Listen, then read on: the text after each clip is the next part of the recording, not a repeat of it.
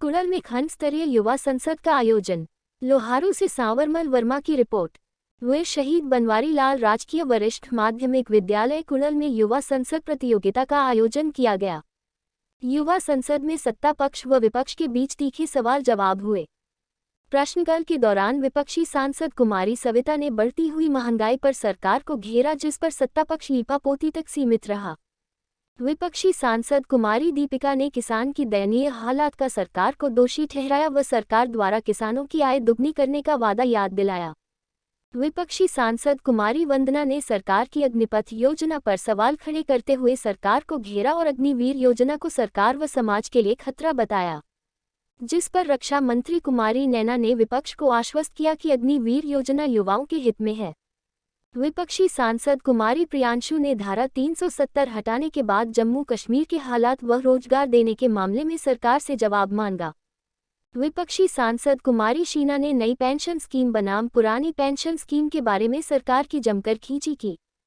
उन्होंने सरकार से प्रश्न किया कि संसद या विधानसभा सदस्य एक बार चुनाव जीतने के पश्चात ही पेंशन का हकदार बन जाता है, लेकिन सरकारी कर्मचारी 30 से 35 वर्ष तक अपनी सेवाएं देने के पश्चात भी पेंशन का हकदार क्यों नहीं है। जवाब में वित्त मंत्री बैकफुट पर नजर आई और उन्होंने सदन को बताया कि एक उच्च स्तरीय कमेटी का गठन कर दिया गया है। कमेटी की रिपोर्ट आने के बाद सरकार प्राथमिकता के साथ पुरानी पेंशन स्कीम लागू करेगी। इसके अतिरिक्त विपक्षी सांसदों ने शिक्षा के घटते स्तर, अध्यापकों की गैर शैक्षणिक कार्यों में ड्यूटी, विद्यालयों में मूलभूत सुविधाओं की कमी व महिलाओं पर बढ़ रहे अत्याचारों पर सरकार की नाकामियों पर प्रश्न पूछे। शून्यकाल में विपक्षी सांसद कुमारी अंतिमा ने देश में तेजी से बढ़ रहे नशे के व्यापार पर चिंता व्यक्त की। उन्होंने सरकार से नशा तस्करों पर रोक लगाने में सरकार को असफल बताया। सांसद कुमारी अंजलि ने सदन में विशेषाधिकार हनन मामला रखा, जिसे अध्यक्ष द्वारा स्वीकृत कर लिया गया। सांसद कुमारी संजू ने भिवानी महेंद्रगढ़ निर्वाचन क्षेत्र में बरसात व जल भराव से हुए नुकसान की भरपाई हेतु ध्यान आकर्षण प्रस्ताव रखा, जिस पर कृषि मंत्री कपिल शर्मा ने सदन को बताया कि प्रभावित क्षेत्र में आपदा से बचाव के लिए समुचित प्रबंध कर दिए गए हैं। विपक्षी सांसद कुमारी प्राची शर्मा ने भारत चीन सीमा विवाद पर काम रोको प्रस्ताव रखा, जो बहुमत न होने के कारण रद्द कर दिया गया। युवा संसद में सबसे महत्वपूर्ण विधायी कार्य नई शिक्षा नीति 2020 का पास किया जाना रहा।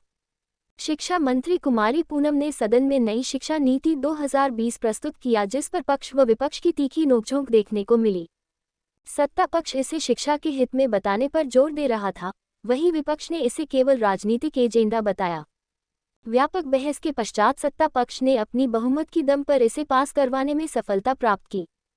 युवा संसद में अध्यक्ष रिंकू शर्मा, उपाध्यक्ष ज्योति, प्रधानमंत्री दीपिका, गृह मंत्री अनु शर्मा, शिक्षा मंत्री पूनम, वित्त मंत्री पायल, रक्षा मंत्री नैना, महिला एवं बाल विकास मंत्री प्रियंका, विदेश मंत्री प्रदीप शर्मा, श्रम एवं रोजगार मंत्री नीतू शर्मा, कृषि मंत्री कपिल शर्मा, महासचिव नेहा ने भूमिका निभाए।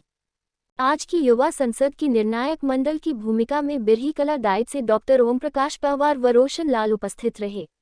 आज की युवा संसद के संयोजक डॉक्टर सुरेश भारद्वाज, प्रवक्ता राजनीति विज्ञान ने विद्यार्थियों की प्रस्तुति पर प्रसन्नता व्यक्त करते हुए उन्हें शुभकामनाएं दी। युवा संसद कार्यक्रम में विशिष्ट अतिथि के रूप में श्रीमती विजय प्रभा, खंड शिक्षा अधिकारी लोहारू व रामकिशन शर्मा, पूर्व सरपंच कुड़ल मौजूद रहे। प्राचार्य जगमहेंद्र, स्टेट अवॉर्डी कंवर भान, यशवीर, विनोद, पवन, दीपक, अनुलता, मीना, अश्विनी समेत अनेक ग्रामीण व स्कूल स्टाफ उपस्थित रहा।